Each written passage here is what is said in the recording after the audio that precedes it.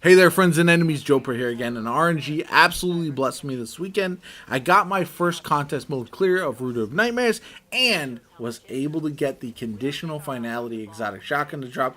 This thing is so much fun. I absolutely love it. And on top of that, it was my first time getting the exotic from the new raid to drop on my first clear. So that made it feel even more special.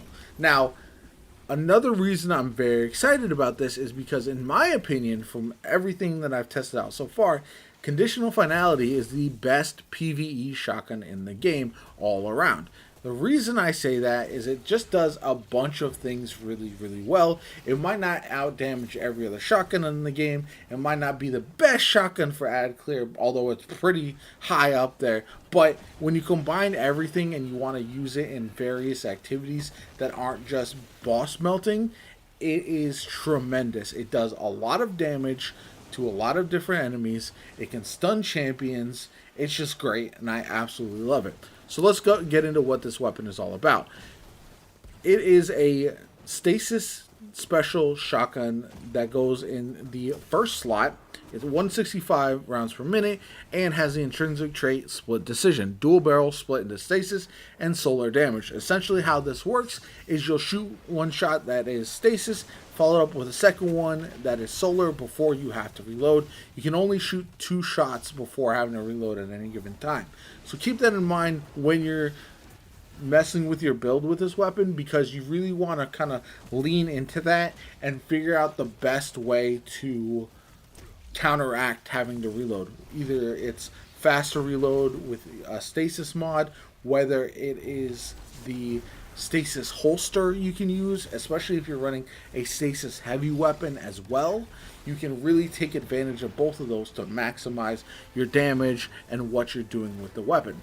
But it gets even better. The next trait is Paracausal Pellets. Landing nearly all stasis pellets will freeze targets. Landing nearly all solar pellets will ignite targets.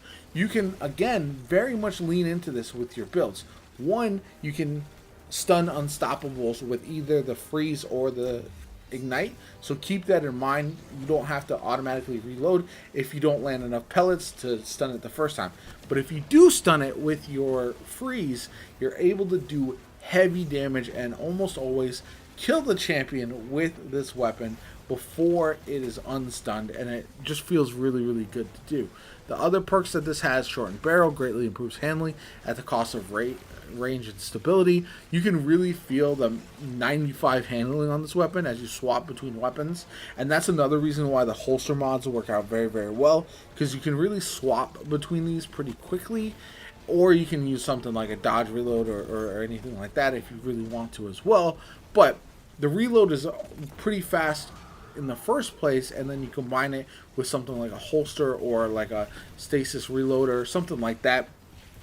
And again, keep in mind, you can't use solar mods with this. It is a stasis weapon technically, so you're going to want to use those stasis mods, or you're going to want to do a stasis surge to get the best bang for your buck with this weapon. It also has alloy magazine for faster reloads when the magazine is empty.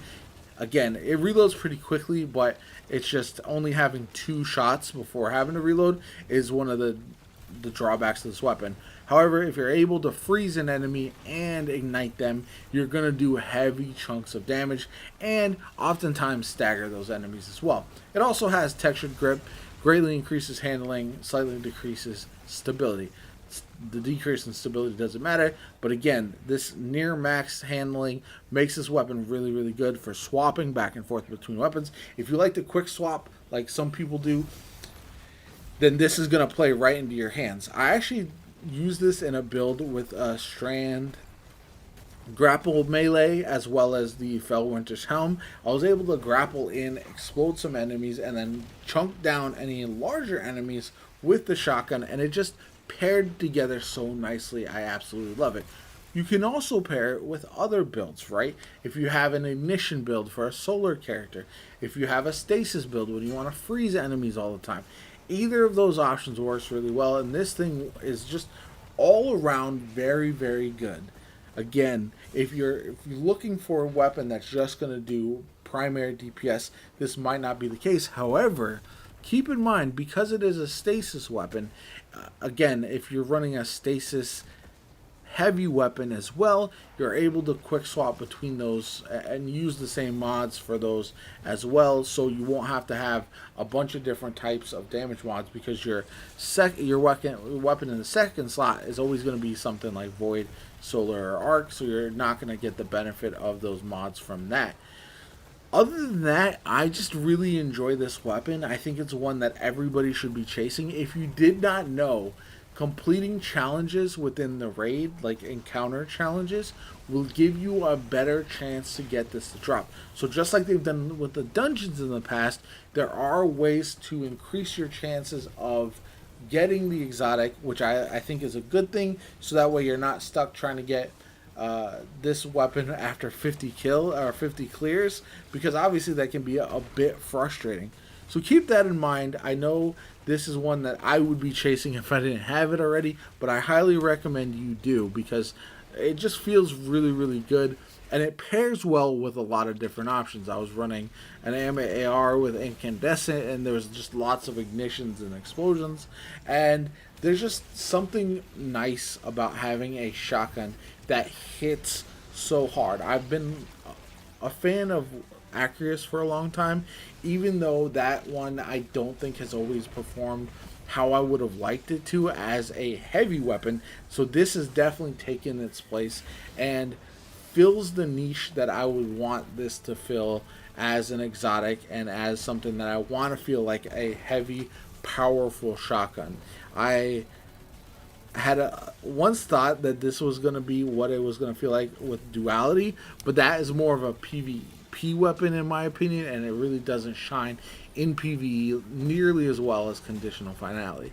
This thing is just, I will probably rave about it a lot in the near future. You're going to see it with a bunch of my different builds, just because of how well it synergizes with everything, and because we see unstoppable champions a lot this season in the seasonal activity as well as in the Nightfalls. So because of that, it's one that I think I'll be rocking a lot. Maybe not in Grandmasters. That's going to be a big question, because you do have to play at range a little bit more. But knowing that unstoppable champions push you quite often, we'll have to wait and see on that. I'm definitely going to use it in the raid. I'm going to use it in a lot of different places. I'd love to hear from you guys. Are you excited to try to get this weapon? Is it one that you're really looking forward to snagging eventually? Or is it one that you could take or leave? No big deal either way. Anyway, I hope you enjoyed the video. If you did, hit that like button. Subscribe to the channel. Helps me out tremendously. I'm going to have loads more Destiny 2 content coming up in the near future. I have a Warlock build with Felwinter's Helm that is phenomenal. I've got some testing for the Two-Tailed Fox catalyst that dropped as well, that I've been kind of messing around with quite a bit, so definitely stay tuned for all of that. Anyway, my name is Jopa. I hope you have a good one, and I'll catch you all later.